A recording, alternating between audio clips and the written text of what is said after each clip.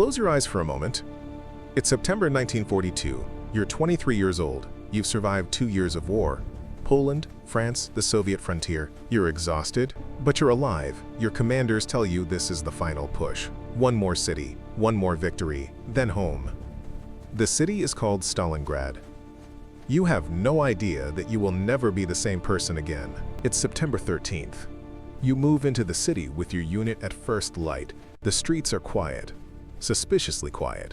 Burnt-out trams sit at odd angles. Buildings stand hollow and blackened from weeks of Luftwaffe bombing. The place looks already dead.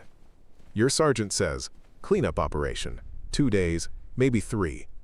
Then the first shot comes. Then 100 more, all at once, from everywhere. Windows, basements, rooftops, rubble piles that somehow contain living men. The Soviets didn't flee the bombing, they hid inside it. Every destroyed building became a defensive position. Every pile of bricks, a sniper nest.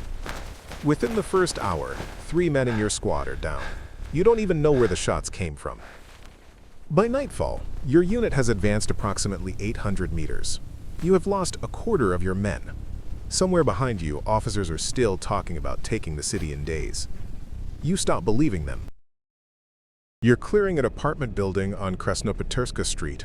Floor by floor, room by room, you kick open doors with your heart hammering. Some rooms are empty, some are not. What you don't understand yet is that Soviet General Chuikov has given his men a specific order. Stay as close to the Germans as possible. 30 meters, 20, sometimes less.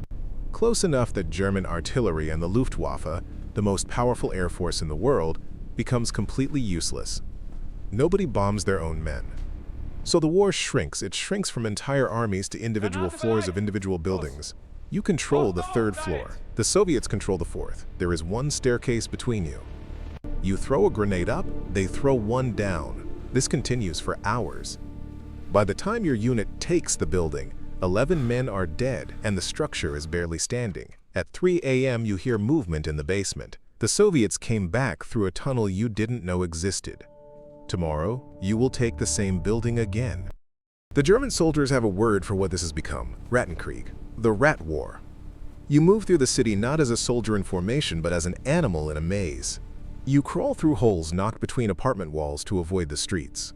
You eat cold rations in pitch darkness because lighting a fire gives away your position. You sleep in 30-minute intervals, back against rubble, weapon across your chest. The snipers are the worst part. Soviet marksman Vasily Zaitsev is operating somewhere in the city. By now, he has killed well over 100 Germans, and his name has spread through every German unit in Stalingrad like a ghost story. You learn quickly. Never cross the same open space twice. Never stand near a window. Never be predictable. You watch a man in your platoon get hit while reaching for his canteen. He had done it 100 times before. This time, someone was watching.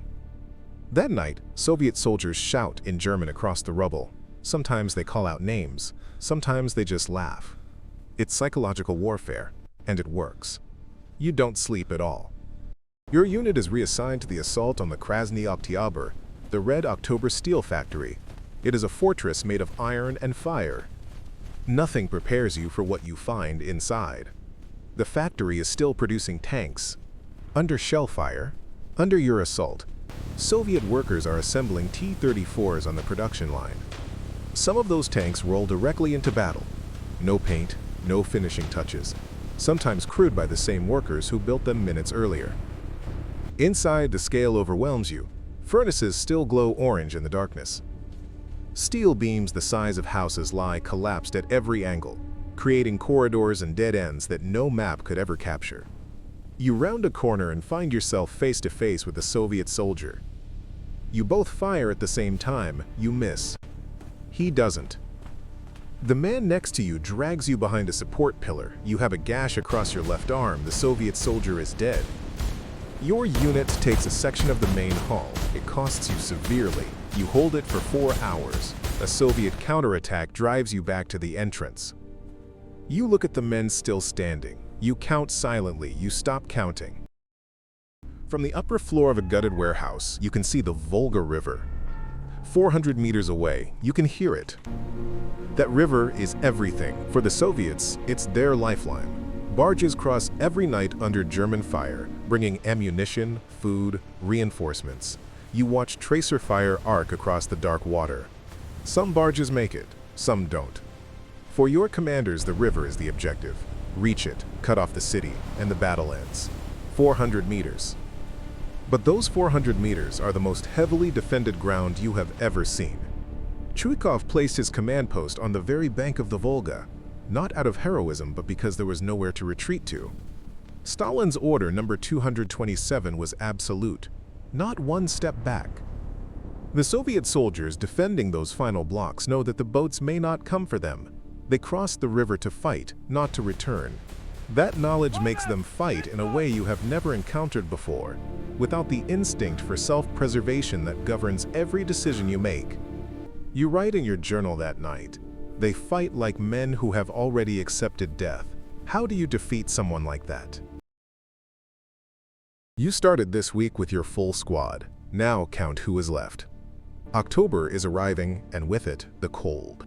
The summer uniforms command promised to replace haven't come. Rations have been cut. Ammunition is being rationed.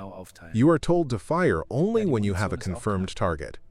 The 6th Army, the most powerful German force ever assembled, is being ground into dust one block at a time. New replacements arrive. They are young, visibly, painfully young. One of them asks you how long the battle has been going. You tell him the truth. He looks confused. He was briefed that Stalingrad would fall before he even arrived. You remember being that confident. You remember believing the maps, the speeches, the promises of quick victory. You don't say any of this to him. German High Command is still transmitting reports of decisive progress and imminent breakthrough. On the ground, you are sharing one blanket between 3 men and melting snow for drinking water.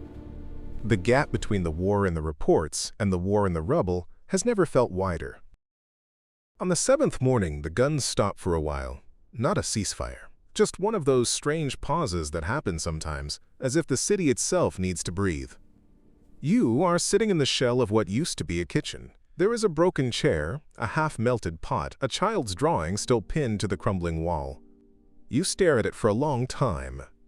20 meters away, across a gap in the wall, a Soviet soldier is sitting in the same kind of silence. He sees you, you see him. Neither of you raises a weapon. For about an hour, you share the same ruined morning. Then a shell lands 2 streets over, the spell breaks, and the war resumes as if it never paused. You survived that week. Many didn't. But surviving Stalingrad in September 1942 only meant one thing. You were still there in November, when Soviet Operation Uranus launched a massive encirclement. Within days, 300,000 German and Axis soldiers were trapped in a shrinking pocket with no supply line and no way out. Hitler refused to allow a breakout. He promised an airlift that never came close to being enough. By February 2nd, 1943, Field Marshal Paulus, now trapped with his men, surrendered what remained of the 6th Army. Roughly 91,000 German soldiers went into Soviet captivity. Fewer than 6,000 ever came home. The battle cost nearly 2 million lives on all sides. It lasted not 7 days, but 162. And it was the turning point of World War II. When you imagine yourself in that rubble, in that cold, holding a weapon in a city that refused to fall, what do you feel? History is not just dates and generals. It is people, placed in impossible situations, making impossible choices. Remember them. If this video made you think, hit subscribe, drop a comment, and share it with someone who loves history.